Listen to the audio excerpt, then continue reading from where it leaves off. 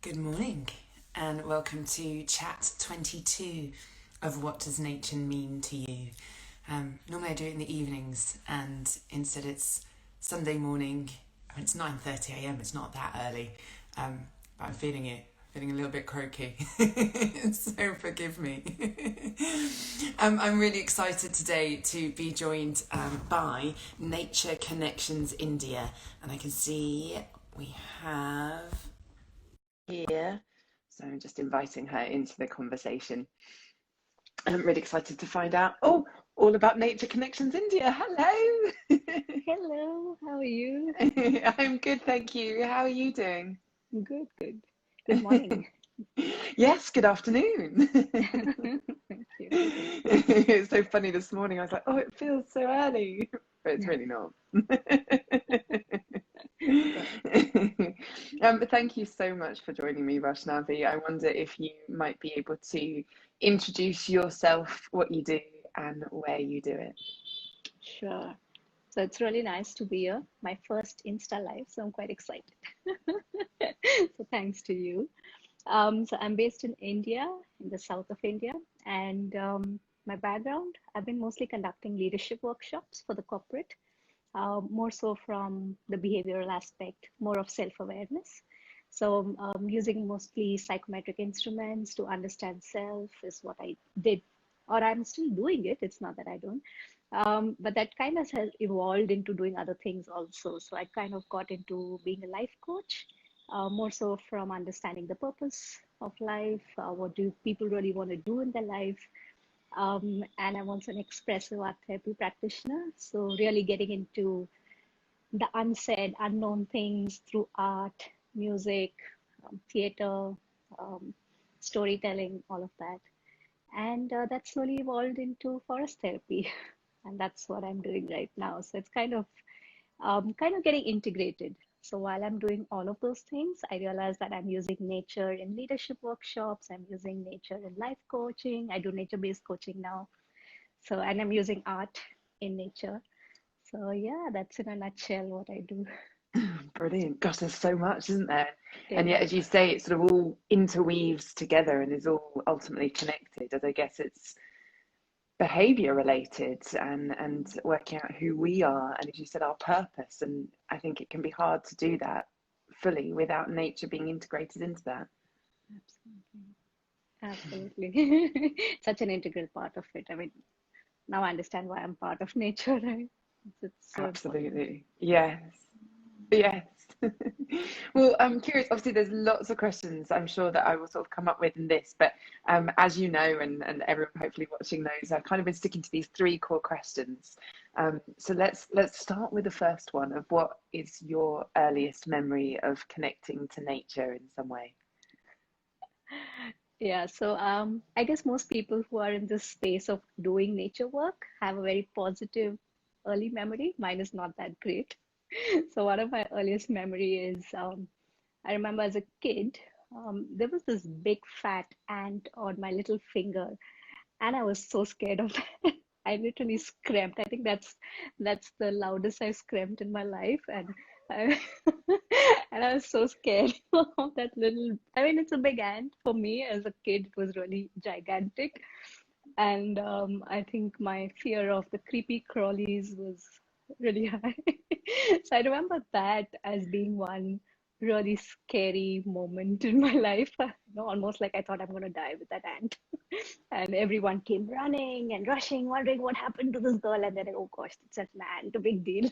So that's one of my earliest memories. But you But know what? I, I was gonna say, I think that might be a really common thing, and I was thinking about it that, a lot of these conversations, people have had or thought of or recalled or chosen a really positive memory.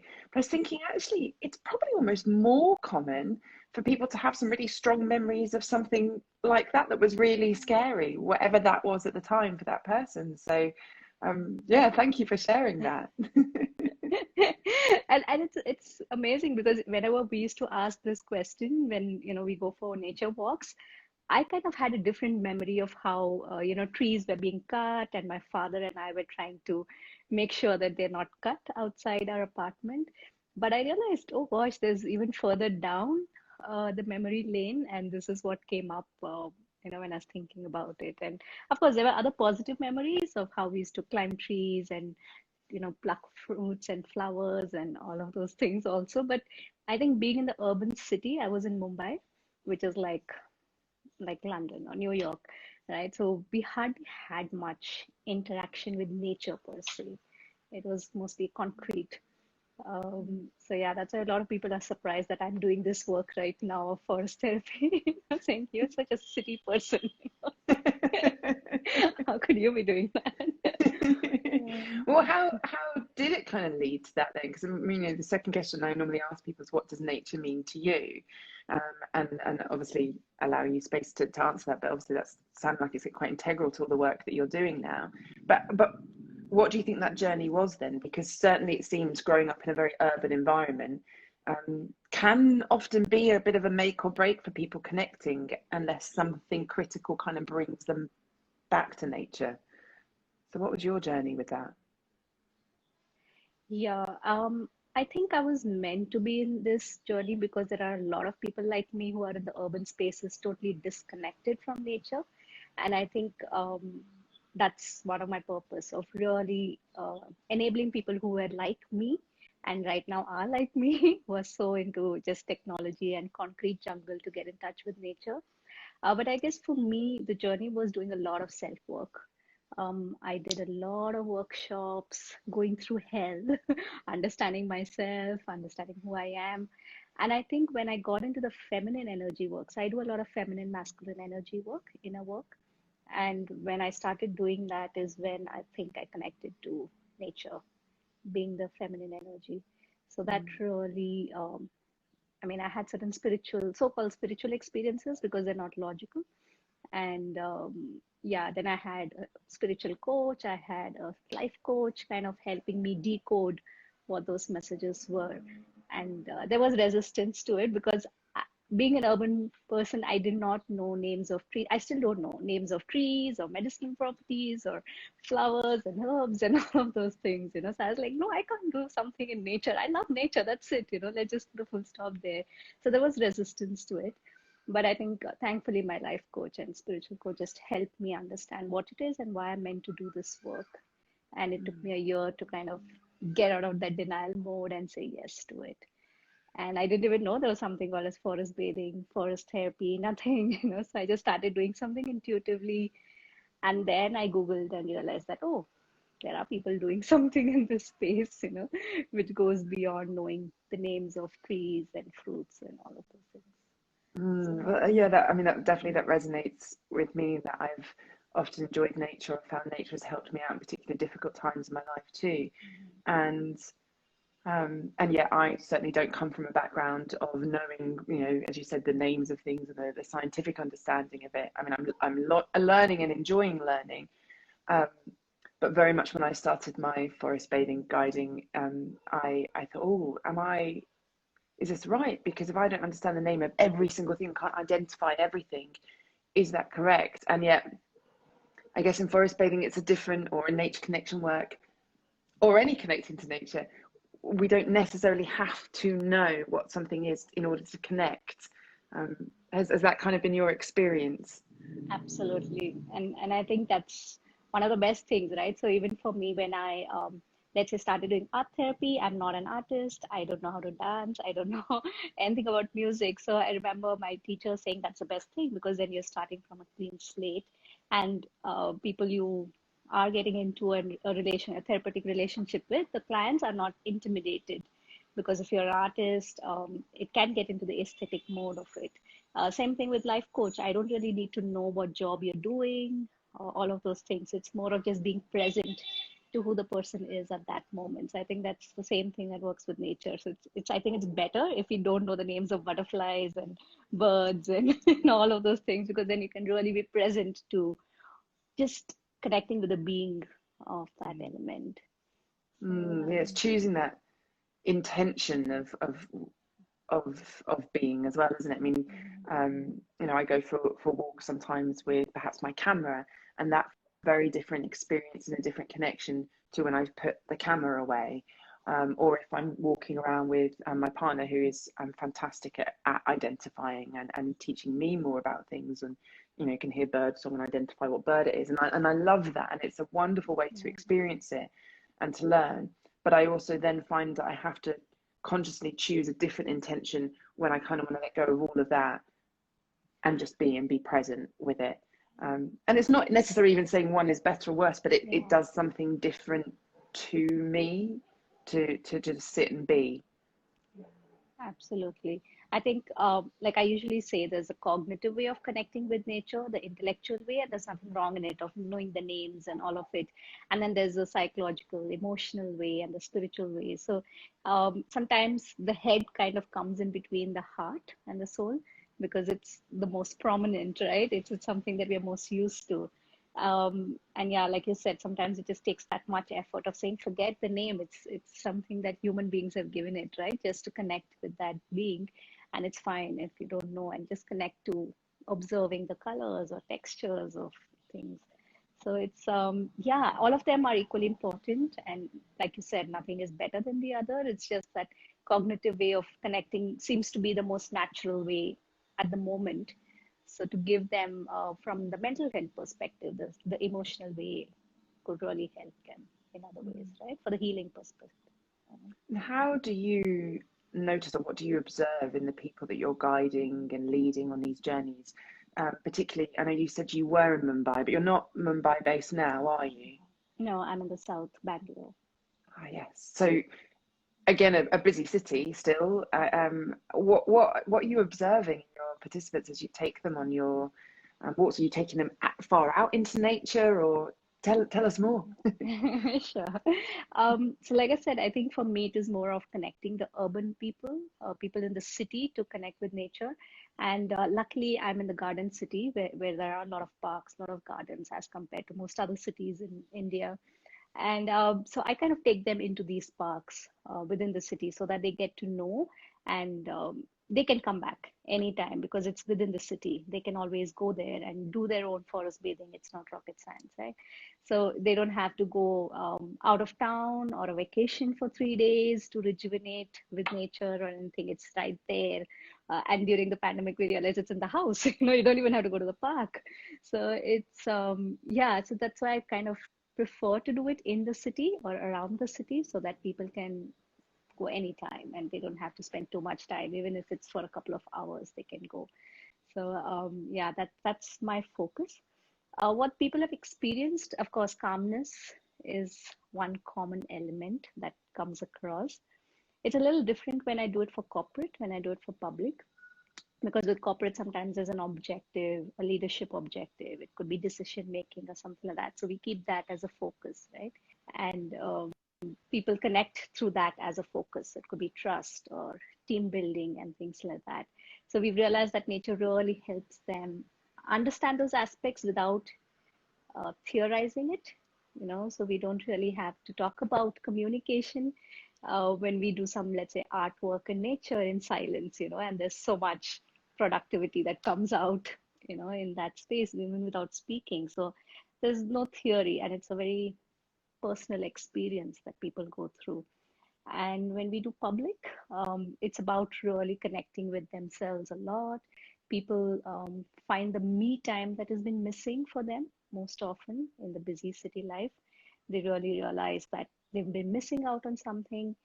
And in India, majority people actually are very connected to nature. Our mythology, philosophy, a lot of people are from villages or belong to the agriculture, farmer community. And when they come to the city, they realize that how disconnected they got in the city life. So they very instantly connect with the land, very instantly connect because it kind of takes them back to their childhood connection, to how they used to play in the farms or in the rivers, or they used to swim in the rivers and things like that. So they kind of connect back very easily, and they love it. A lot of them have tears. They realize how what they're missing out on and how they've lost their connection. So it's a beautiful experience for most people of just reconnecting, because we already are connected, but it just gives them the permission to connect with nature, which they seem to have lost. So Yeah, that's a common that was going to experience. be my next question of is there sort of resistance or not? Because certainly it can be, and some people can say, well, that just seems quite sort of out there, or joking about tree hugging, or woo woo hippie, um, which again is fine. It's everyone's different interpretation and what we come from. And I wondered, particularly, especially in the corporate area, whether you meet any resistance, but it sounds like maybe not. Yeah, not much. No, not so far, because people here love nature.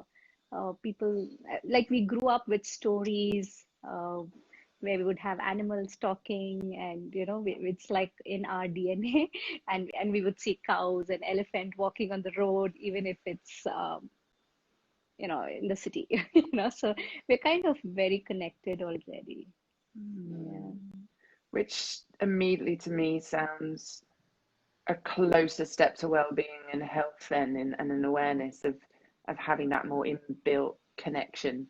And certainly the different conversations I've had with people that grew up in the countryside versus growing up in an urban area, that could come up. Although earlier this week I spoke to Leanne, who grew up in a very urban area in London, inner city London, and yet was incredibly connected to nature from the beginning, and never left her. So there's not always a formula to it, I There don't think. isn't. Absolutely, there is no formula, and you never know who's connected and how deep, even if they're in the city. Yeah, that's so true. And how has that changed for you this year? You mentioned, of course, about perhaps having to be inside more, and this year being a very, very different year for most of us. How has that changed for you and for the work you do, or has it where you are? Yeah, it has changed drastically for me this year, of course, because suddenly we couldn't obviously go out, and we realized that we have to be more in. Um, and I think I also went through a lot of my own inner process of understanding nature, because for me, nature is life, is everything. Like people would say, universe is what is the biggest thing, and everything is part of the universe. But for me, universe is part of nature too. So every living thing, every planet is part of nature. And I was so focused on the healing power of nature and the good part of nature. When the virus hit, I think after a month, I realized even the virus is part of the nature, right? And suddenly I was like, it really hit me hard because there was so much destruction, grief, all of that, right? And suddenly I saw the other side of nature, which I seem to have not seen. And then I remember my mentor saying that just like all of us have the light side and the dark side, so does nature. And of course, somewhere I knew, yes, there is violence in nature from the human lens, and there is, all the not so great stuff in nature. But somehow I don't think I really connected with that aspect as much. But when the virus hit, it really took me down to a dark space, to really questioning what I'm doing and whether I'm only showing one part of nature to people, only the healing part and all of that. But luckily, when I started connecting to nature within the house, because we couldn't go out, I got a lot of messages so I communicate a lot with plants and trees and animals, get a lot of wisdom from them. And they really helped me to see that there is no light or dark in nature. It's all one. It's only how we see it, and that got so much peace. But that took a good 2 months to get there because I really had to work on it. So my mentor was helping me with that. So it really changed, but I really kind of became much more in peace with and accepting nature the way it is. While we would always say nature accepts us the way we are, and all of those things, but I think I was still coming back to a different level of acceptance of nature. So I think that was a huge shift for me, because till then I was questioning, I was in a bit of despair of whether I'm doing the right thing, doing forest therapy, is that really making sense? Am I showing only one side of nature to people and all of that? But yeah, thankfully, speaking to plants, trees, animals, that really helped me because I'd keep questioning them about these things. And they would give me answers which Google can't. And it really helped me to say, okay, fine, listen, you're seeing it from your human lens.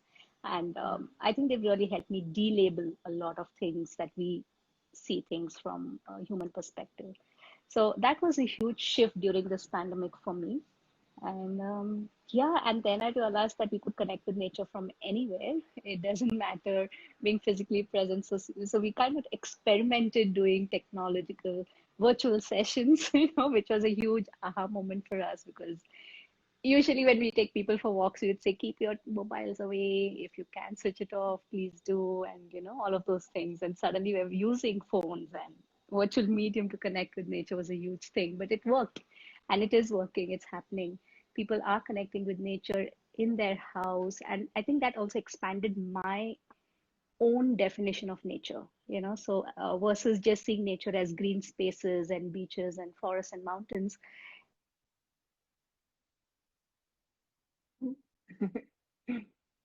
We lost you for a moment Sorry. then. That's all Yeah, sorry. Yeah. right. Yeah, so I'm just saying like it just expanded my own definition of nature because suddenly I realized, oh my God, the table I'm using is made of wood and that's nature too. And I'm eating vegetables and fruits every day. That's also nature. And then we are also part of nature. Our human body is part of nature.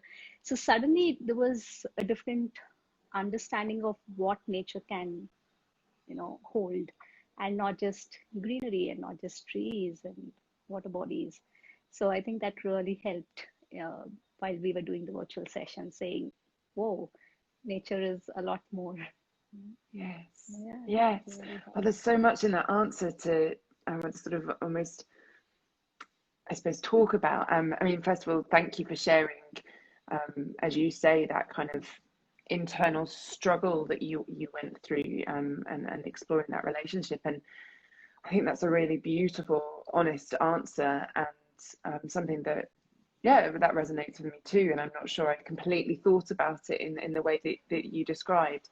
Um, and it reminds me of conversations I've had with people, like one of these conversations where I spoke to an old friend who had experienced the very extreme power of nature in a very bad hurricane, and looking at sort of nature kind of holding life or death, and getting that perspective on that, um, and we can all perhaps have those moments of, I guess, perhaps an awakening, crisis moments.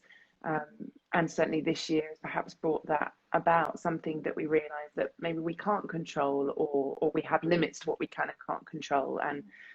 And yet, absolutely, nature is full of what nature is, that, and nature is life and death. And there is, as you say, violence and dirtiness and death and decay. And my mentor, and does talk about that quite a lot and bring that up, and that sort of, that, I guess, that dirty side that we have possibly disconnected with, or chosen to disconnect with somewhere along in our kind of human journey. And yet, when we can look at that and face that and start to work with that, we start to accept so much more of what it is to be alive, and ourselves and each other, perhaps. And as you said, that it doesn't become light and dark, black and white. It's not as clear cut as that. It's all encompassing. Um, and I think, I'm thinking very much aloud here, but I think in my journey with that, that starts to help me accept some of the things that I'm scared of, some of the things that do freak me out sometimes. Um, if I start to remember actually that bigger picture, that bigger perspective, that kind of helps me let go that little bit more. Um, and that's, I guess, that's what I heard from what you were saying. Yeah, absolutely. I think it's just very humbling, right? When you really look at nature. I mean, while we know, okay, there are earthquakes and there is tsunami and floods and all of those things and so-called nature's fury, but I think this virus is something that all of us are going through collectively at the same time. There's not a single person who's not impacted, so it kind of makes it very real, unlike tsunami happening some other part of the country or some other part of the world, and it's still not personalized as much. But I think the virus really kind of hit me and made me realize that, wow, we really are fragile parts of nature, and nature is really much, much bigger than us and much more powerful than we, and that's something that kept coming up throughout, is to trust Earth's intelligence, to trust Earth's wisdom of she knows what she's doing and how she's doing it. And I think it really got me a lot of peace within, because it's very easy to get carried away with all the turmoil that everyone's going through in terms of climate change and tree cutting and all of those things. And it can feel very chaotic to be part of it, and very easy to get angry and agitated and emotional and not really realizing what our opinion is. So I think connecting with nature really helped me be more grounded and be more humbled about the whole aspect, and to just let go of certain things, like you said. I think it's really important. Yes, thank you, thank you. And you said about moving your sessions online and starting to go into that. And I know that you did some sessions, you did poetry sessions, and were there sessions with senior citizens? And do please tell us more about all of those. Yeah, it just kind of evolved. I mean, the team, we would just brainstorm and we would just have fun amongst ourselves, and suddenly it started becoming something that we started offering, and it worked well. So we started doing nature poetry circles every month. So we just thought we'll do it once, and we enjoyed it so much. It almost felt like a walk in the park, because everyone was just sharing nature poetries and their memories that come up with that. And, just like conversation, and that 1 hour would just fly past. So we decided, let's do it every month, because that's something we enjoyed. And it's like a circle, right? So everyone is free to share or not share, or participate or not participate. So it's a beautiful time. So we started doing it every Saturday, the first Saturday of the month, and whoever wants to come can come in, right? So there's no restriction. So that was fun, and that's still something we all look forward to. And we started doing a lot of connecting with nature wisdom through storytelling. So we started focusing on one nature element and doing a lot of Indian mythological stories, because there are a lot of folk stories, mythological stories in our Indian culture, which really focuses on really beautiful things of how a coconut came into being, or how a particular flower came into being, or so there are these stories with gods, goddesses, and things like that. So it really kind of brings the child in us alive. So we started connecting, and that was beautiful, because people started saying we even have noticed one particular nature element that way, even though we would eat that fruit, or let's say a coconut or something. So people started noticing it much more deeper. So we would do a little bit of sensory experiences like we do in our nature walks, but more focused towards stories. So storytelling, story creating, all of that. And slowly it started going deeper of connecting with nature's wisdom. So we started doing a lot of workshops, even for corporate, of just doing some meditation, of just doing the sensory experiences, connecting and communicating with nature elements at home. And it's been fabulous. I mean, even when I think about the kind of feedback that we've received, it kind of gives me goosebumps. It's something that's so, people come back and say, like, a person who was had COVID, and she was quarantined, and she was attending the session, and she said this was the first time she really felt that it, as if she was out in the forest. Just that 1 hour session really helped her kind of get out of her body and into that space, as if she was in the forest, though she's in the house. So it was the kind of life changing for her after being inside the house for 10 days. And there was another lady who was mentioning about how alive she felt in the session. And it was surprising, because she was there in the live session, and then she went through the recording of the session. And she said that while going through the recording, she had tears in her eyes. She felt as alive as she had given birth to her first baby. She said, I had this energy moving from my head to toe. And she didn't even feel that when she had the second baby. And she said this is the first time after the first baby she felt that. She could really feel grounded and calm. And there was this sense of aliveness in her after the session. And yeah, we never know what can happen or how it touches people, but it seems to be working. So we are like, wow, okay, so we're going to continue this next year too. you know this seems to be working, Yeah. as much as it does with physical in-person walks. So yeah, it's still in experimental mode. We're still having fun. We're just doing whatever comes up to us intuitively, and it's miraculous so far. What would your advice be to others that are watching, um, that want to either deepen the connection with nature or have advice just kind of handling the situation that we're in now? So, what advice would you want to share with people? Um, I think I can only share what I have experienced. I think during the pandemic, it's the maximum time that I've seen the sky, being inside the house. And I think that just gives me such a feeling of expansiveness and just helps me to breathe. And I think that's something I can really suggest to people, saying anytime you're feeling overwhelmed. And I do that even now because when I have calls, back to back calls, everything is on Zoom, everything is virtual. I just take like 2 minutes, get out, or just look outside my window and just look at the sky. And every day, every minute, it's a different painting, right? And it's just so beautiful. So, and that just gives me so much of peace. It just makes me feel grounded, though I'm looking at the sky and not standing on the ground, but somehow it just makes me feel so grounded. So I think I would really invite people to just look up, once in a while, wherever you are, because sky is there everywhere. And it doesn't matter whether it's raining, whether it's sunny, whether it's snowing, it's kind of uh, irrespective of where you are, whether inside the house, you could just look out the window.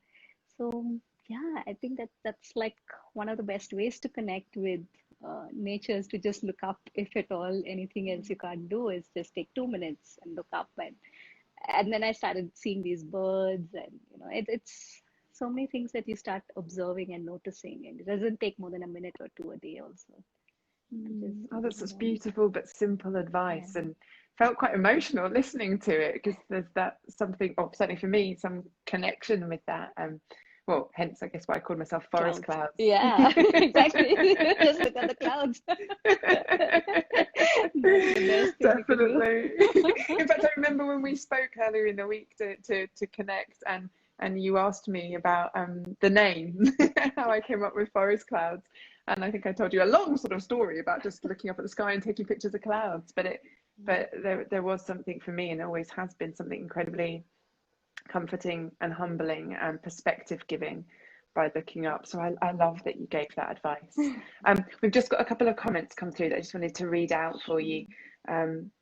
This talk has been a wonderful way to start the day. Thank you so much for sharing your wisdom. And another one, what a way to start a Sunday. Thank you for painting such a vivid picture of your work and the diverse, beautiful country you inhabit. Oh, lovely Thank comments. you. That's so beautiful.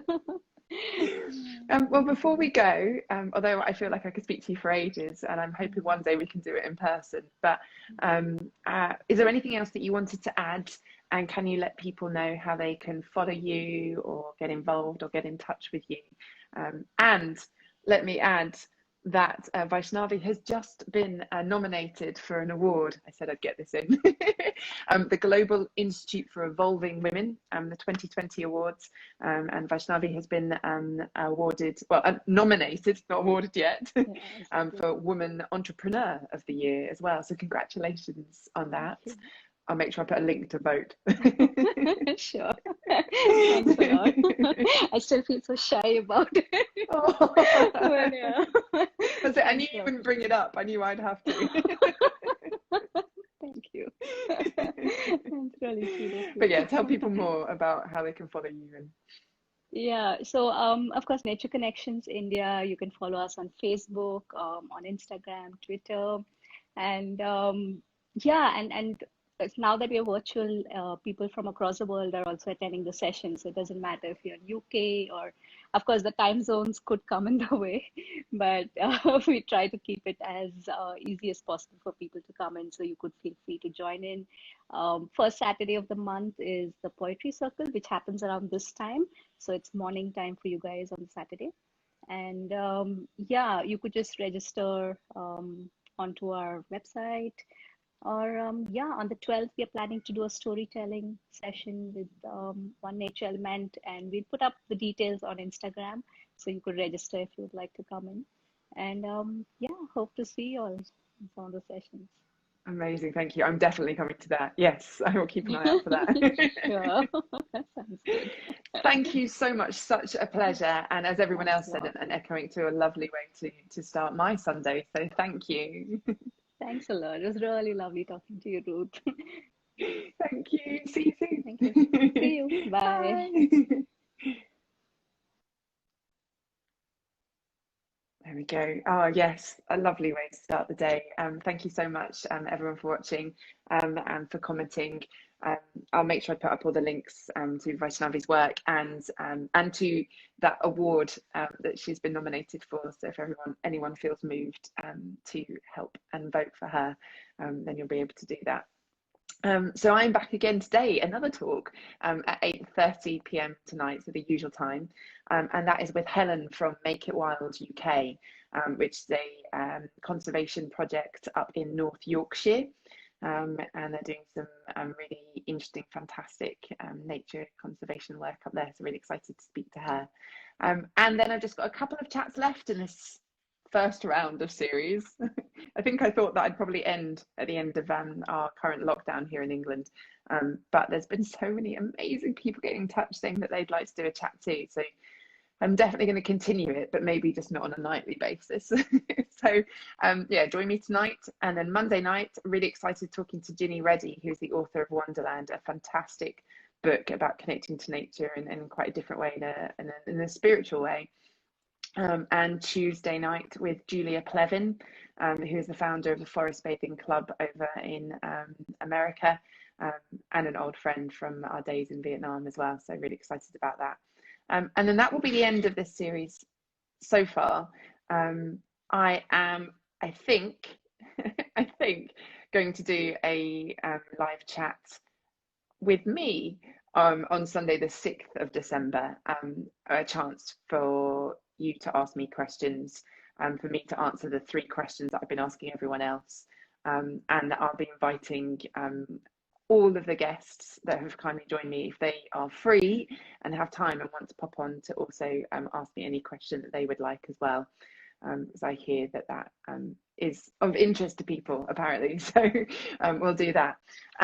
But yeah, thank you so much for watching. Have